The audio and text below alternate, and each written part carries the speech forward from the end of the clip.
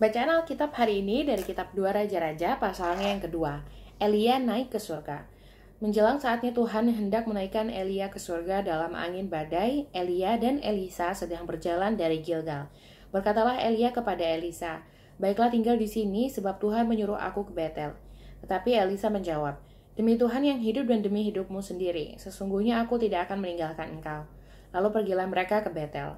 Pada waktu itu keluarlah rombongan nabi yang ada di Betel mendapatkan Elisa, lalu berkatalah mereka kepadanya, "Sudahkah engkau tahu bahwa pada hari ini tuanmu akan diambil daripadamu oleh Tuhan terangkat ke sorga?"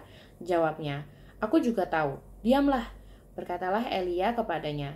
"Hai Elisa, baiklah tinggal di sini sebab Tuhan menyuruh aku ke Yeriko."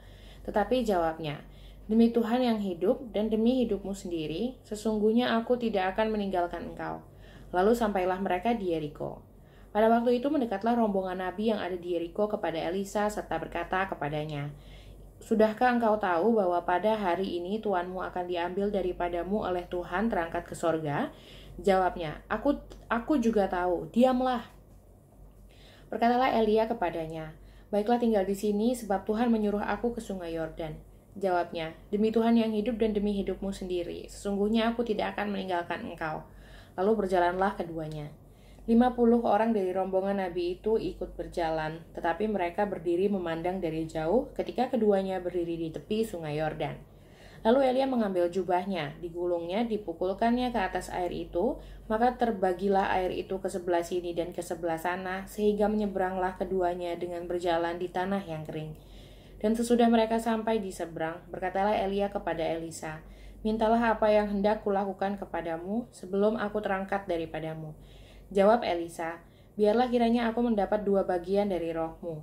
Berkatalah Elia, "Yang kau minta itu adalah sukar. Tetapi jika engkau dapat melihat aku terangkat daripadamu, akan terjadilah kepadamu seperti yang demikian. Dan jika tidak, tidak akan terjadi." Sebab mereka berjalan terus sambil berkata-kata. Tiba-tiba datanglah kereta berapi dengan kuda berapi memisahkan keduanya, lalu naiklah Elia ke sorga dalam angin badai.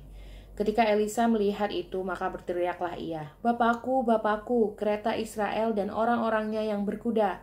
Kemudian tidak dilihatnya lagi, lalu direnggutkannya pakaiannya dan dikoyakannya menjadi 2 koyakan.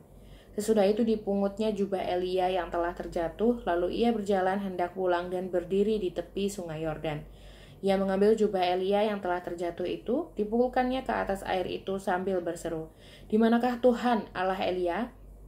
Ia memukul air itu lalu terbagi ke sebelah sini dan ke sebelah sana, maka menyeberanglah Elisa. Ketika rombongan nabi yang dari Yeriko itu melihat dia dari jauh, mereka berkata, "Roh Elia telah hingga pada Elisa." Mereka datang menemui dia, lalu sujudlah mereka kepadanya sampai ke tanah. Mereka berkata, "Coba lihat, di antara hamba-hambamu ini ada 50 orang laki-laki, orang-orang tangkas. Biarlah mereka itu pergi mencari tuanmu. Jangan-jangan ia diangkat oleh roh Tuhan dan dilemparkannya ke atas salah satu gunung atau ke dalam salah satu lembah." Elisa menjawab, "Janganlah suruh pergi." Tetapi ketika mereka mendesak-desak dia sampai memalukan, maka berkatalah ia, "Suruhlah pergi." Mereka menyuruh 50 orang. Orang-orang ini mencari 3 hari lamanya, tetapi tidak bertemu dengan Elia. Ketika mereka kembali kepada Elisa yang masih tinggal di kota Yeriko, berkatalah ia kepada mereka, "Bukankah telah kukatakan kepadamu jangan pergi?" Elisa menyehatkan air di Yeriko. Berkatalah penduduk kota itu kepada Elisa, "Cobalah lihat, letaknya kota ini baik, seperti tuanku lihat, tetapi airnya tidak baik, dan di negeri ini sering ada keguguran bayi." Jawabnya, "Ambillah sebuah pinggan baru bagiku dan taruhlah garam ke dalamnya." Maka mereka membawa pinggan itu kepadanya. Kemudian pergilah ia ke mata air mereka dan melemparkan garam itu ke dalamnya serta berkata, "Beginilah firman Tuhan, telah kusehatkan air ini, maka tidak akan terjadi lagi olehnya kematian atau keguguran bayi." Demikianlah air itu menjadi sehat sampai hari ini sesuai dengan firman yang telah disampaikan Elisa.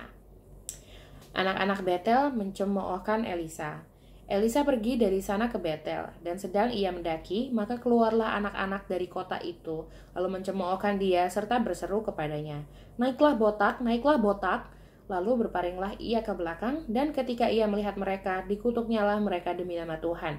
Maka keluarlah 2 ekor beruang dari hutan, lalu mencabik-cabik dari mereka 42 orang anak. Dari sana pergilah ia ke Gunung Karmel, dan dari sana pula kembalilah ia ke Samaria.